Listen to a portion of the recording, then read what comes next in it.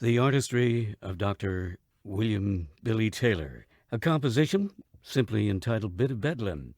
And on July 24th, as I mentioned before, that'll be a birthday milestone for this giant on the jazz scene who makes the world go round. I don't think I mentioned this, but not only was he TV arts correspondent for CBS Sunday Morning, but among other things, he helped to found the Jazzmobile in Harlem. And there was that series that he was music director for on television and radio for David Frost. Welcome into Minnesota Public Radio once again, Billy Taylor. It's good to have you there. Well, it's nice to be here. Good to hear your voice. Leigh, it's been a long time. Oh, it has. We go back to the 1950s, I think. You sure do. Oh, my. A little water over the dam, sir. I want to tell you. Well, it's good to hear you. Good to hear you, and I know you're on your summer teaching engagement at Amherst there at the University of Massachusetts. How's it going? It's going very well. We've got some very talented young people here, and it's always fun to just help them discover some things that maybe hadn't occurred to them at this particular point in their careers, and just watch them develop. You know, just in 2 weeks, man, they come up with some stuff that's just really terrific. I'm really excited about it. Well, you must have that way of stimulated the learning process. Well, I hope so, because it happened for me, and when I was Art Tatum's protege, and when I got to meet a lot of my elders, it was just a wonderful experience. If I can share any of that with these young people, then that'll be something that I'll be very proud of. Well, Dr. Taylor, Billy, I want to call you Billy. How long have you known me? Sure, of course you do. A few years and a little water over there, whatever.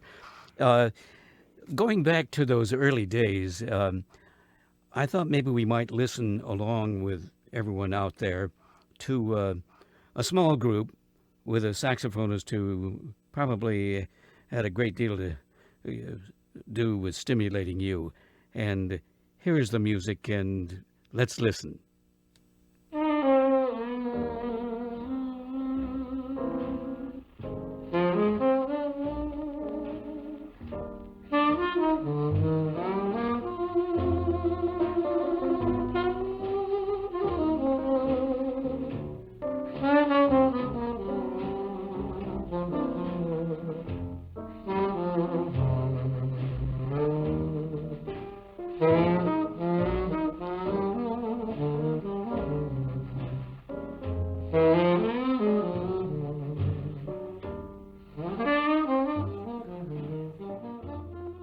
Billy Taylor, what does that stimulate, and what are the images in your mind?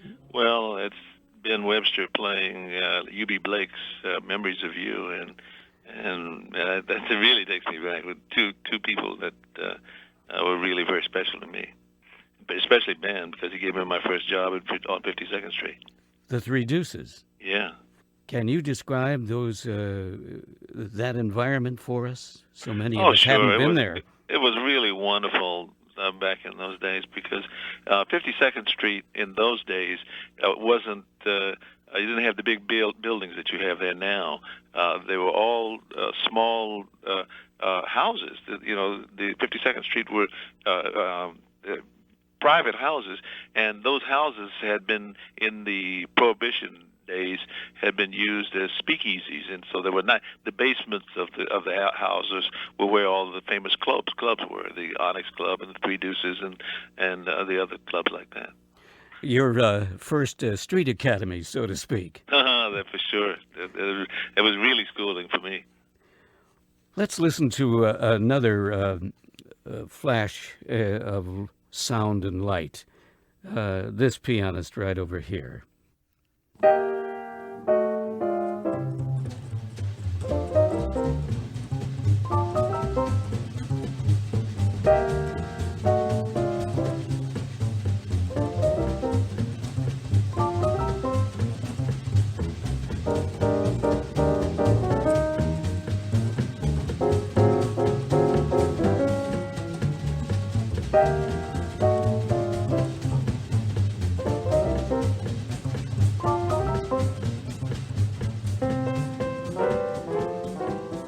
Billy Taylor, Yeah, there he is. Duke Ellington. Yeah, that's really wonderful. I love the things that he does. He was always a stride pianist all of his life, but he combined so many of those things with more contemporary rhythms and melodies. Well, he certainly was inspiring to all of us, I think, who fell into this world of jazz, I think. His significance in a paragraph of less than 1,000 words? Well, Duke Ellington, I think, was perhaps the equivalent to Beethoven as far as European classical music is concerned.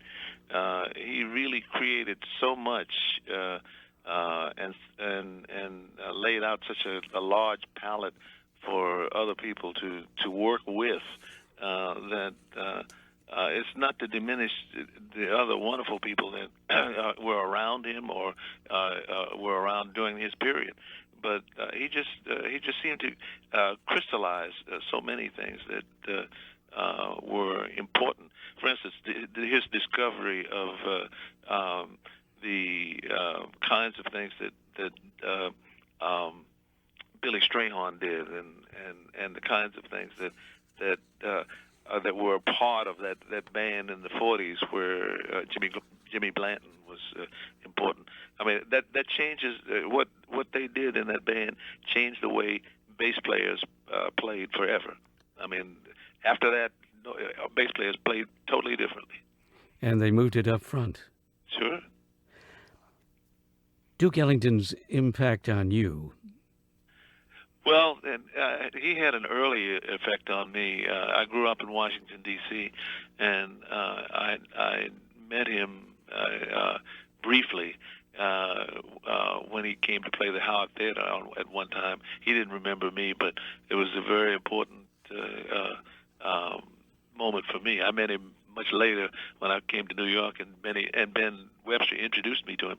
But when I first met him, I was a kid, and a friend of mine, a neighbor of mine, as a matter of fact, took me backstage to meet this great man, and just to see him, be up close and see him and talk to him. It was very exciting. For you listening out there, that's Billy Taylor on the line with us at the Jazz Image by way of Minnesota Public Radio. And Billy, I so appreciate you sharing these vignettes and experiences as we try to bring up these pictures in your mind. I'd like to take everybody to a point in time when Esquire magazine was a great supporting print medium for jazz, and there were some awards given out at the Metropolitan Opera House, if I remember, and it was roughly around 1944 during World War II. And two pianists were on stage at the time. And we'll just spin your way, Billy Taylor, this theme.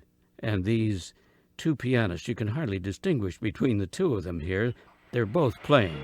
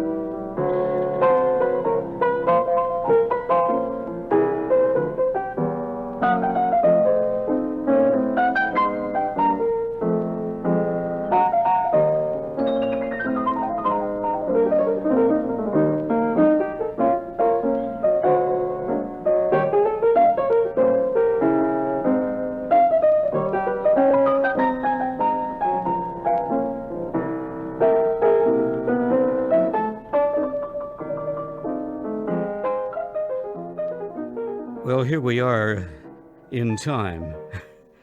Yeah, both Art Tatum and Teddy Wilson were really big influences on me. Tatum was someone who he was such a virtuoso, just such a virtuoso that took me a little longer to catch up with some of the things he was doing. But Teddy was a little more accessible, and I mean, even though he was a fabulous player, it was the things that he did were I seemed to be able to grasp at an earlier age, and that was very pleasing to me. Well, I know in all this time, not only have you been a communicator, spokesperson for the medium, but you've also been a composer, and how you found time to tap your muse and grab a theme or two is just always overwhelming to think about, I think. And out there on the West Coast now, originally from Soviet Russia, and the later life around Wichita, Kansas, as a young pianist that you presented at the Kennedy Arts Center, and in that series of yours. And his name is Eldar Jangiroff. He has a new CD out, and he has a composition that you wrote, and I thought we'd share it with the listeners. And here's Eldar.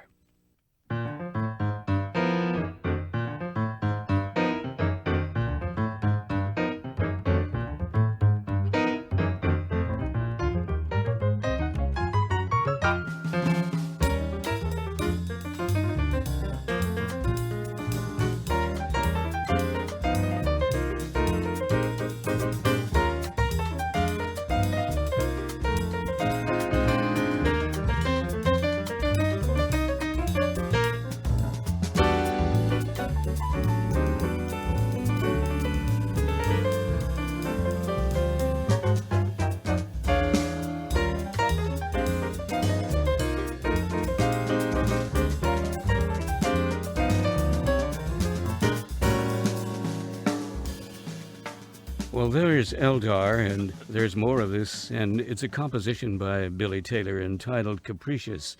And when did you first meet Eldar Jangiroff? I met him, a mutual friend of ours. Introduced him to me on the phone, but he